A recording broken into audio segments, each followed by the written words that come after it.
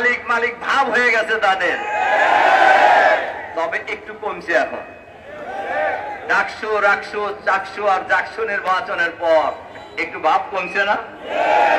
সংগ্রামী ভাই এবং বন্ধুগণ, আমরা বলি জনগণ যদি তাদেরকে ভোট দেয় আমাদের কোনো আপত্তি নাই, তারা সরকার চালাবে, কিন্তু ভোটের আগেই নিজেরা সরকার সরকার ভাব, এই ভাব বাংলাদেশের জনগণ মেনে নেবে না।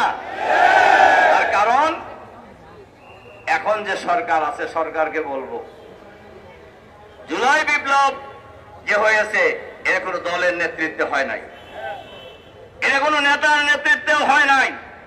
এই জুলাই বিপ্লব হয়েছে ঢাকা বিশ্ববিদ্যালয়ের ছাত্ররাই আন্দোলন শুরু করেছে কোটা সংস্কারের দাবিতে।